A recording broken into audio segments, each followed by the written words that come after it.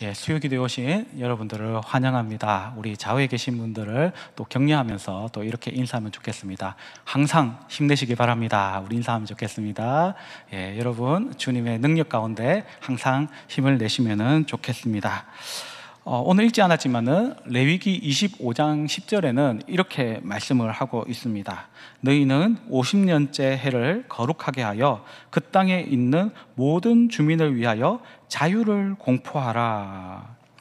희년이 되면은 가난한 자들에게 소망이 있습니다. 그 이유는 잃어버렸던 토지, 잃어버렸던 신분을 되찾을 수 있었기 때문입니다.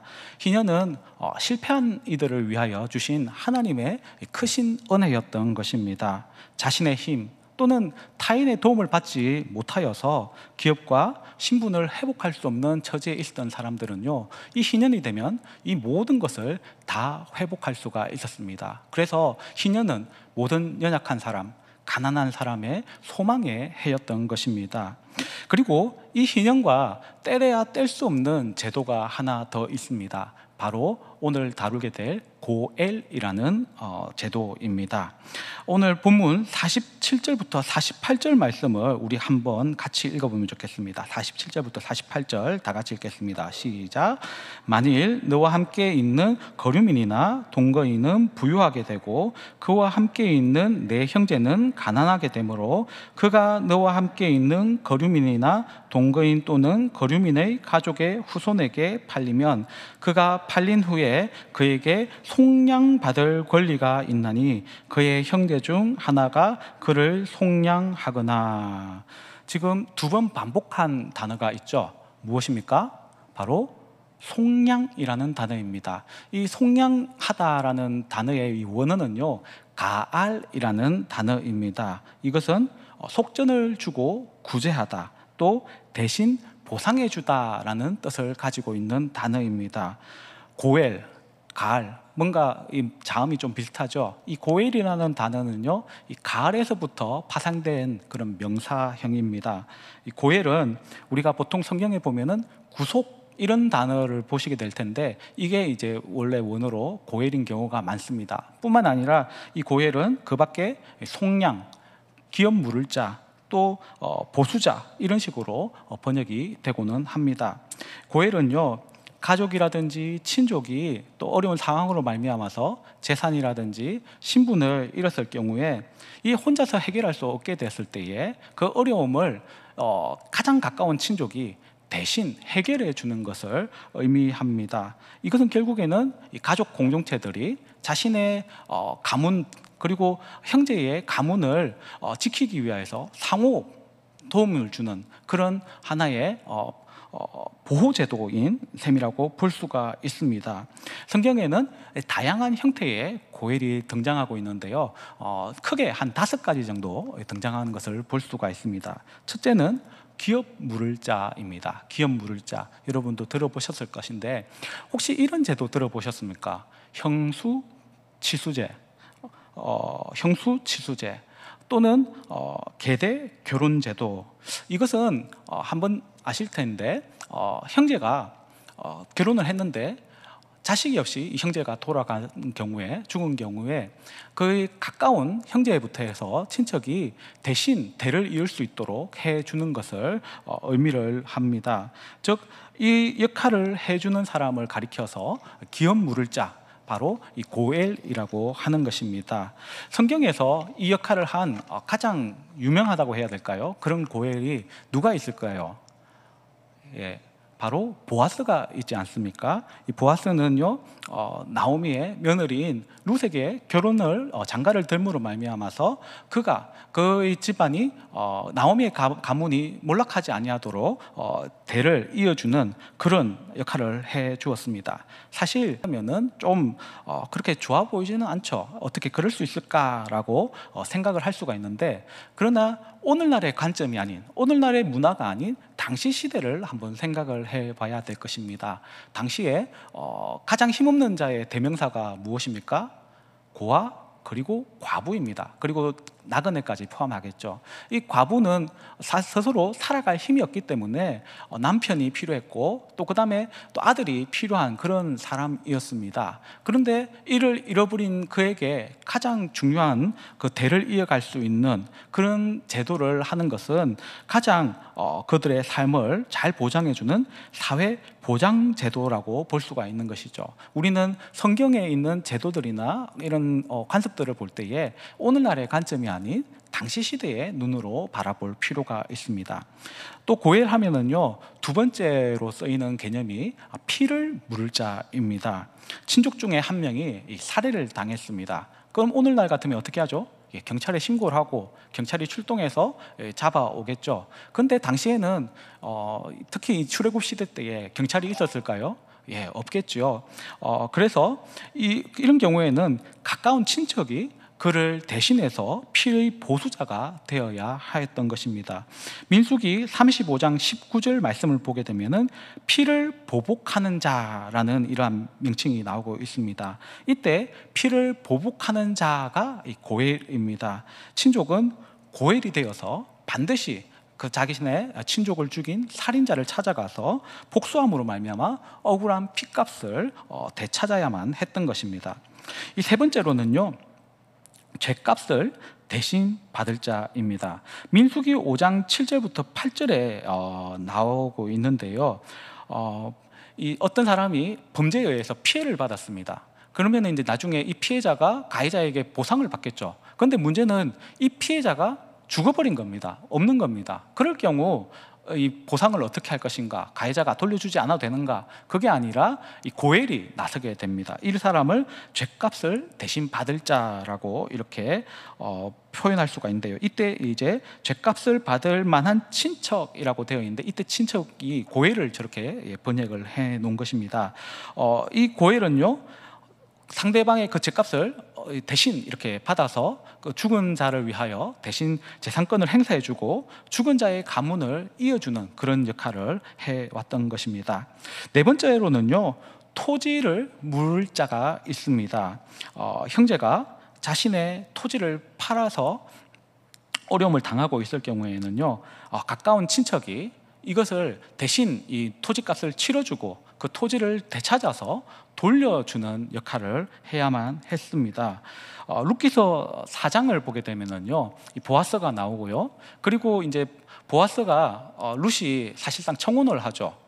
그 발밑에 들어가가지고 당신의 옷자락을 덮으소서 하고 청혼을 하게 되는데, 그때 보아스가 나 말고 한 명이 더 1순위가 있다, 기다려봐라 라고 했는데요, 그때 이제 1순위인 사람한테 이 보아스가 물어봅니다. 지금 나오미가 베들레헴에 돌아와가지고 경제 활동이 참 어렵다. 그래서 이 땅을 이제 팔아버렸는데 이 땅을 네가 대신 사서 돌려줄 수 있냐? 기업을 물을 수 있냐라고 이렇게 토지를 물려줄 수 있냐라고 질문을 합니다. 그때에 1순위 기업 물을 자는요, 머리를 막 돌립니다. 이렇게 했을 때 어떻게 이득관계가 되는가 막 돌렸는데 별로 손해가 되지 않을 것 같은 겁니다. 그래서 내가 물려주겠다라고 이야기를 합니다.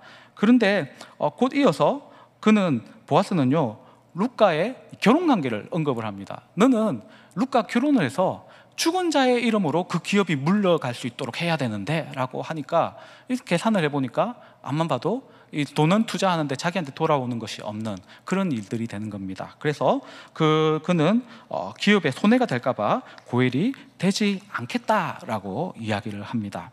이 다섯 번째로는 신분의 회복자입니다. 즉 가난한 자가 빚 때문에 노예로 팔려가거나 이렇게 종으로 팔려가게 되었을 때에 가까운 친척이 그 노예값을 대신 치러줌으로 말미암아서 그 자신이 친족이 자신의 신분을 다시 회복할 수 있도록 해주는 것, 이건 역시 이 고엘이라고 일컫습니다.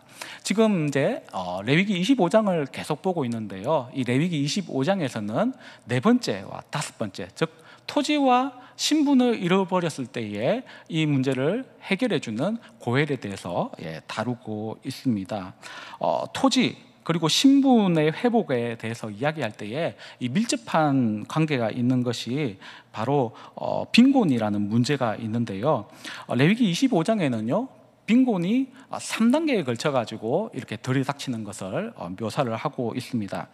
첫 번째 단계는요, 밭을 팔아야만 하는 그런 빈곤한 처지에 이르게 된 것을 볼 수가 있습니다. 25절부터 28절의 내용인데요, 흉년이라든지 어려운 일들 당해서 이 한 해 농사를 망쳐버린 겁니다. 그럼 당장 이제 먹고 살 일이 없으니까 빚을 내야 되겠죠. 그리고 다시 농사를 지으려면은 종자도 빚내 가지고 사야 되겠죠. 이렇게 빚을 했는데도 불구하고 그 다음 해 농사도 또 실패해 버리는 겁니다. 이럴 경우 어떻게 해야 될까요? 계속 빚을 불릴 수도 없고 감당이 안 되니까 결국에는 토지를 팔아야 하는 그러한 상황에 이르게 되는 것입니다.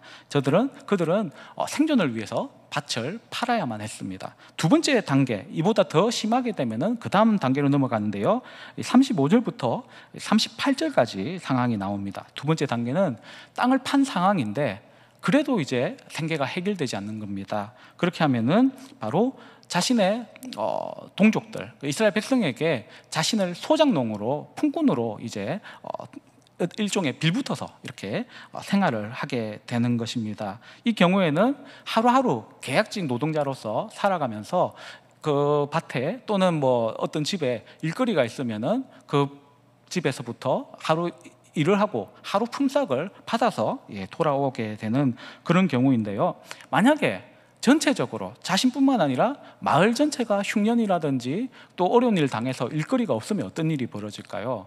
이 품꾼은 하루를 그냥 공치게 되는 겁니다. 그리고 이 품꾼들은 하루에 돈을 벌어서 품삯을 사서 올 때에 시장 같은 데 들려서 먹을 것을 보통 사오게 되는데요, 만약에 하루를 공치게 되면은 온 가족이 다 굶주려야 되는 그런 일들이 벌어지게 되는 것이죠. 아주 가혹한 상태가 되는 것입니다. 전에도 다루었지만은 35절 말씀에 보면은요, 내 형제가 가난하게 되어 빈손으로 내 곁에 있거든이라고 되어 있습니다. 여기에서 빈손으로라는 뜻의 원뜻은요, 그의 손이 흔들거릴 때라는 의미를 가지고 있습니다. 히브리식 사고방식에는 이 손은 능력, 권능, 그래서 주님의 오른손으로 나를 붙드신다 한 것은 주님의 힘, 권능으로 나를 지키신다라는 그런 의미를 가지게 되는데요, 그의 손이 빈손인데 흔들거리는 상태로 되어 있다. 즉 아무런 힘도 능력도 없는, 전체적으로 누군가에게 의존할 수밖에 없는 아주 불행한 상태가 되어 있는 것을 묘사하는 문구라고 볼 수가 있습니다. 이를 하나님께서는 이렇게 불쌍한, 어떻게 보면 그런 급박한 빈곤 가운데 있는 그 자들을 위하여서 어떤 명령을 내리셨습니까? 돈을 또는 음식을 빌려줄 때에 절대로 이자를 받지 말라. 왜냐하면 이자를 받으면 어떻게 될까요? 이자가 이자 낳고 이자가 쌓이게 되면은 더 큰 빚을 지지 않겠습니까? 그래서 하나님께서는 그들을 보호하기 위해서 가난한 자로부터는 절대로 이자를 받아서는 안 된다라고 명령을 내리셨습니다. 자, 그리고 이거보다 더 심각한 단계가 되면은 그 다음 단계로 넘어가게 되는데요, 39절부터 43절까지의 말씀입니다. 바로 세 번째 단계는 남의 집에 노비로 들어가게 되는 경우입니다. 가뭄이라든지 여러 재해가 이제 품꾼뿐만 아니라 마을 전체를 이제 덮게 되니까 하루살이도 안 되는 겁니다. 결국엔 어떻게 해야 될까요? 가족을, 자녀를 종으로 팔고 아내도 종으로 보내고 자기도 남의 집 노비로 들어가는, 즉 어떻게 보면 먹고 살기 위해 온 가족이 뿔뿔이 흩어지게 되는 그러한 일들이 벌어지게 되는 것입니다. 이 경우에는 소작농하고 다르게 그 남의 집에 종으로 팔려갔기 때문에 휘년이 될 때까지 계속해서 주인의 종으로서 살아가야 하는 것입니다. 이 경우에 역시 하나님께서는 종이 된 그 불쌍한 사람들을 위하여서 보호장치를 두시는데, 너희가 오늘 본문에도 나왔지만은 이 종들, 너희 형제된 이 종을 가혹하게 다루지 말고 하루를 벌어서는 품꾼과 같이 대우해라. 이것이 내가 기뻐하는 것이다 라고 말씀을 하고 명하시고 계신 것을 볼 수가 있습니다.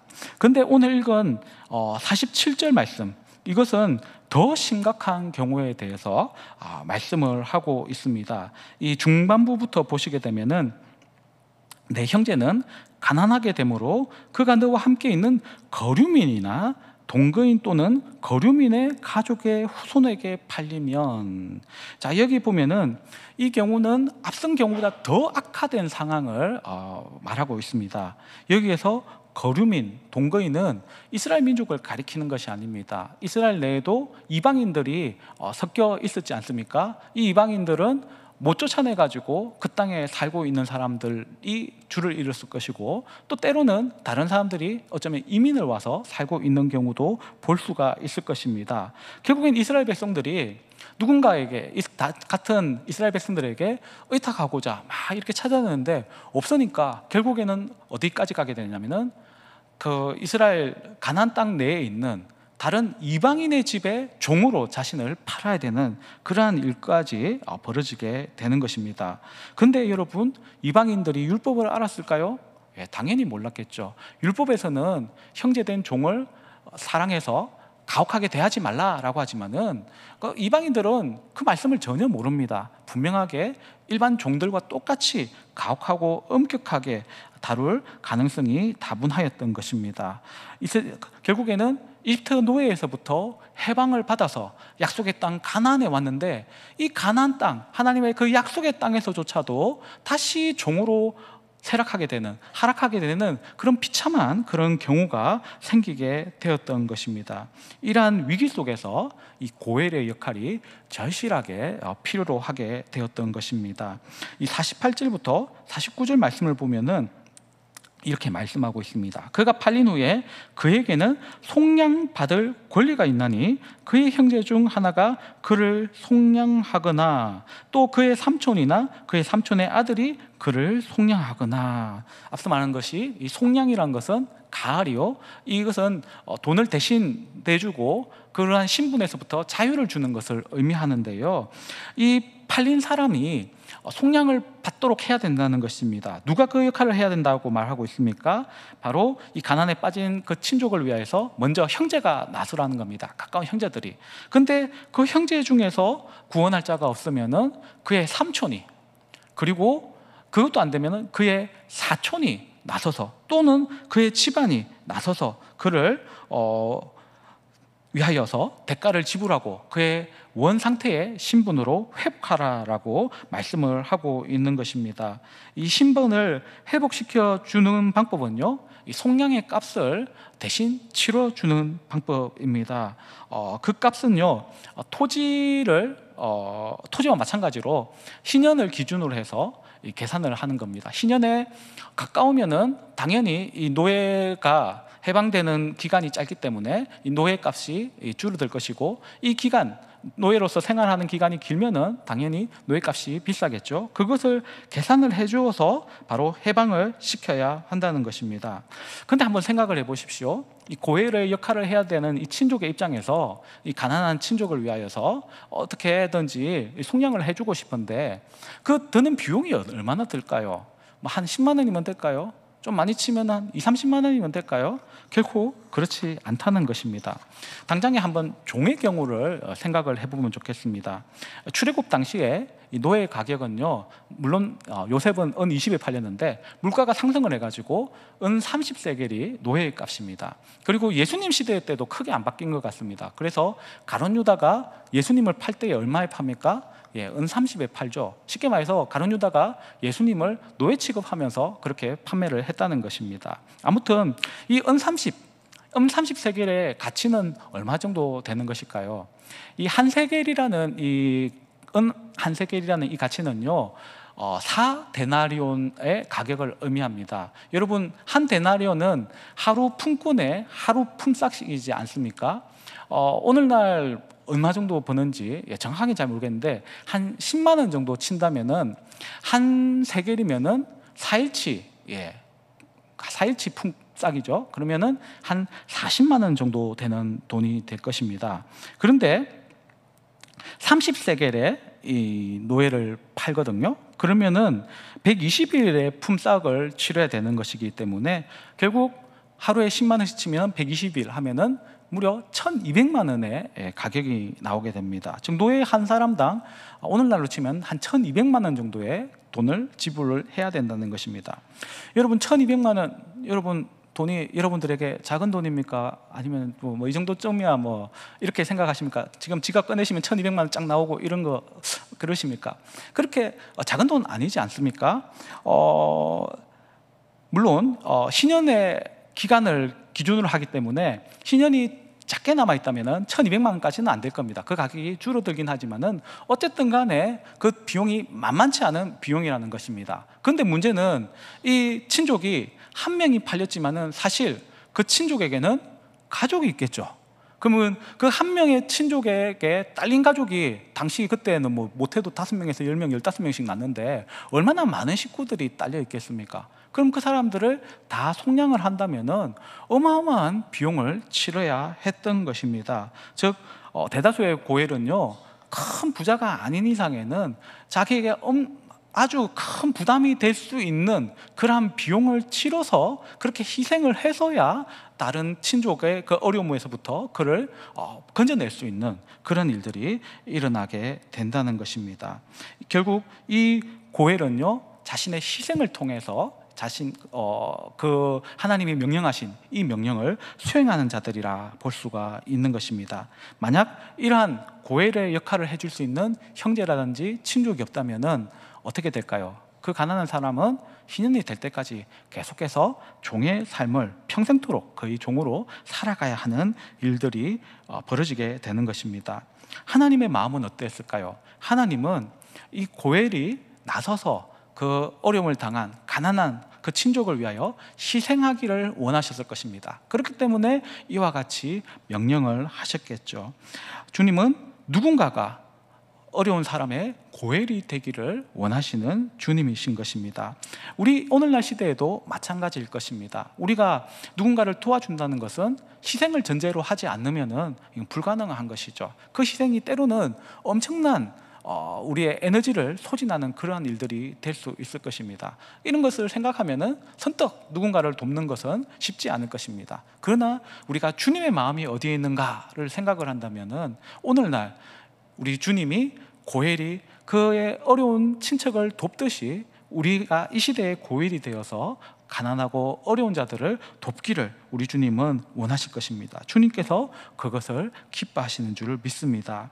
그런데요, 그 어디에도 고엘이 없을 때야, 또 그 어디에도 도울 자가 없을 때에 하나님께서는 그러한 백성의 상태에 대해서 너무나도 안타까워 하실 것입니다. 그때에 하나님께서는 크게 두 가지로 일하시게 됩니다. 첫째는 무엇일까요? 바로 신년 제도입니다. 하나님께서는 고엘이 없는 백성의 상태를 너무나도 안타까워하셔서 세우신 하나의 제도를 세우셨는데 그것이 바로 신년 제도인 것입니다. 신년은 빚을 갚지 않아도 그의 신분을 되찾을 수 있었고 땅도 다시 돌려받을 수가 있었습니다. 곧 신년이라는 것은 최후의 이 사회적 안전보호망이라고 볼 수가 있는 것입니다. 고엘이 없을 때에 신년은 기업과 신분을 회복하기 위한 가난한 자들의 마지막 희망이 되어 주었던 것입니다. 둘째는 하나님께서 친히 고엘이 되어 주신다는 것입니다. 욥기서를 보면요, 의인이었던 욥이 큰 고난을 당했습니다. 욥은 도무지 그 고난이 이해가 안 되는 것입니다. 자기가 잘못한 것도 없고 죄도 안 지었는데 왜 이러한 고난을 당했을까? 하나님 앞에 또 때로는 항의하기도 하고 묻기도 합니다. 뿐만 아니라 그의 고통이 더 증가된 이유는 가장 가까이에 있는 친구들이 욥을 향하여 네가 죄지었기 때문에, 네가 나쁜 놈이기 때문에 이런 일들이 생긴 거잖아 하고 이렇게 정죄하는 것, 그것을 욥은 참 힘들어하고 견디기 어려워했었습니다. 그런데 이러한 어려움 속에서 욥이 고백했던 것이 있습니다. 욥기서 19장 25절부터 26절까지 말씀입니다. 보시면은 그때에 욥은 내가 알기에는 나의 대속자가 살아계시니 마침내 그가 땅 위에 서실 것이라. 내 가죽이 벗김을 당한 뒤에도 내가 육체 밖에서 하나님을 보리라. 이때 문맥에서 볼 때에 대속자는 죽은 후에 볼 수 있는 존재이고요, 그리고 하나님인 것을 우리가 문맥에서 볼 수가 있는데요, 이때 대속자로 번역되어 있는 이 단어가 바로 고엘입니다. 즉 자신의 무죄함을 알아주고 지금 거의 고통의 노예처럼 살아가고 있는데, 그러한 상태에서 해방시켜 주실 분, 속량해 주실 분이 누구시라고요? 바로 하나님이시다라고 바로 고백을 하고 있는 것이죠. 바로 하나님께서 자기의 고엘되어 주신다라고 이 욥은 고백하고 있는 것입니다. 이것은 메시아 사상과도 연결되어 있습니다. 결국 욥이 그토록 갈구하던 그러한 고엘은요, 이 땅에 있는 존재가 아니죠. 그가 가죽을 벗고 난 이후에, 즉 죽고 난 이후에 볼 수 있는 존재, 1차적으로는 하나님이실 것이고, 또한 하나님이 보내신 2차적으로는 구원자, 곧 메시아를 의미하게 될 것입니다. 이 메시아는 결국 누구일까요? 바로 예수님을 가리키는 것입니다. 예수님이 바로 죄에서부터, 사망에서부터, 또 마귀에서부터 종으로 살고 있는 우리 모두를 바로 건지시는 고엘이 되어 주시는 것입니다. 누가복음 1장 68절 말씀을 보게 되면요, 아기 예수님을 만나게 된 이 안나가 찬양하는 그러한 내용이 나옵니다. 여기 말씀을 보면은 찬송하리로다 주 이스라엘의 하나님이여 그 백성을 돌보사 속량하시고 하시며 라고 되어 있는데, 이때 속량이란 단어, 앞서 본 그 가을이란 단어와 동일한 의미의 그러한 단어입니다. 즉 예수님이 이렇게 오셨는데 무엇을 할 자로 오셨다고요? 이 백성들을 속량할 자로 이 땅 가운데 오셨다라는 것입니다. 그리고 예수님께서는 누가복음 4장에 가게 되면 회당에서 이사야서 61장 말씀을 읽으시죠. 그러면서 이와 같이 선언을 하셨습니다. 누가복음 4장 18절부터 19절에 보면은 주의 성령이 내게 임하였으니 이는 가난한 자에게 복음을 전하게 하시려고 내게 기름을 부으시고 나를 보내사 포로된 자에게 자유를, 눈먼 자에게 다시 보게 함을 전파하며 눌린 자를 자유롭게 하고 주의 은혜의 해를 전파하게 하려 하심이라 하였더라. 아멘.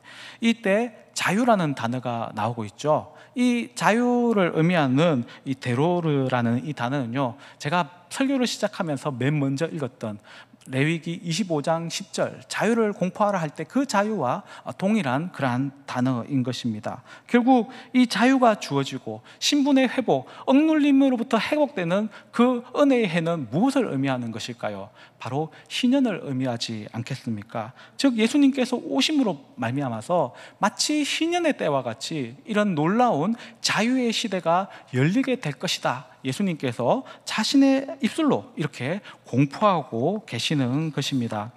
이 예언은요, 우리의 고엘 되신 예수님이 초림하심으로부터, 그때 2000년 전에 오심으로부터 이미 시작이 되었습니다. 그리고 앞으로 예수님께서 다시 재림하실 때에 완전히 완성되어서 이 세상에 그 어떤 누구도 이런 눌림, 또 억울함, 또 어려움에 갇힌 자 없이 모두 자유케 되는 그런 완성된 그런 신의 때가 임하게 될 것입니다. 고엘은요, 나의 능력이 부족할 때에, 없을 때에 나를 대신하여서 해결해 줄 수 있는 누군가를 의미하게 되는 것입니다. 그 누군가는 나의 재산을 문제를 해결해 주는 사람일 수도 있고, 신분의 문제를 해결해 줄 수 있는 사람일 수도 있습니다. 원수를 대신 갚아줄 수 있는 사람일 수도 있고요, 또 집안의 대가 끊어지지 않도록 도와주는 그런 사람일 수도 있습니다. 어떤 의미에서 어떤 역할에 있든지 간에 이 고엘이라는 것은 내가 못하는 것을 대신 해결해주고 나에게 도움을 주는, 구원을 주는 존재인 것을 우리는 알 수가 있습니다. 우리 모두는 죄인이죠. 그래서 우리 스스로는 하나님 앞에 이를 수가 없습니다. 그의 영광에 이를 수가 없는 자입니다. 율법으로나 그 어떤 선행으로나 우리는 스스로 구원할 수 없는 그러한 존재입니다. 그런 의미에서 우리는 삶의 터전을 잃어버리고 자신의 신분을 잃어버린 이 구약시대 때의 이스라엘 백성과 크게 다를 바 없는 그런 상태라고 할 수가 있습니다. 결국에는 우리 역시 고엘을 간절히 필요로 하는 그러한 사람들인 것입니다.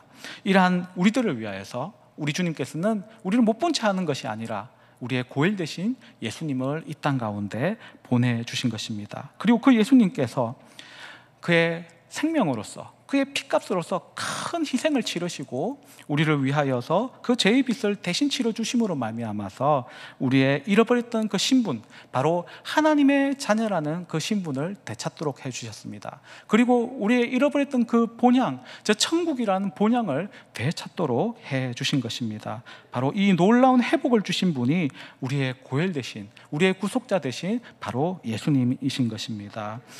오늘 이 말씀, 이 하나님의 말씀은 예수님만이 우리의 참된 고엘이심을 말씀해 주고 있습니다. 이 제도, 이 고엘의 제도, 희년의 제도가 바로 예수님을 보여주는 것입니다. 여러분, 혹시 고통 속에 있지는 않으십니까? 또 나의 문제, 나의 힘으로 해결할 수 없는 그런 문제 가운데 있지는 않습니까? 여러 가지 억눌림, 괴로움, 그런 속에서 염려하고 있지는 않으십니까? 그러나 우리에겐 소망이 있습니다. 바로 우리의 대속자 되신, 우리의 고엘 되신 예수님이 우리와 함께 하시는 것입니다. 그러므로 우리는요, 낙심하여서 자질에 있는 것이 아니라 그 주님을 바라보아야 하겠습니다. 그리고 그 주님을 바라보며 소망 가운데 우리가 이 삶을 살아내어야 할 것입니다. 그때에 우리 고엘 되신 주님, 우리를 외면하지 아니하시고 놀라운 그 능력으로 우리의 모든 문제의 값을 대신 치러주시고 우리를 마침내 구원하여 주시고 또 능력으로 우리의 신분을, 우리의 잃어버렸던 본향을 되찾아 주실 줄 믿습니다. 우리 완전한 회복은 주님께 있습니다. 이 사실을 믿고 우리 주님만 바라보며 주님만 찬양하며 주님께 늘 가까이 가기에 힘쓰는 저와 여러분 되기를 예수님의 이름으로 축원합니다. 우리 시간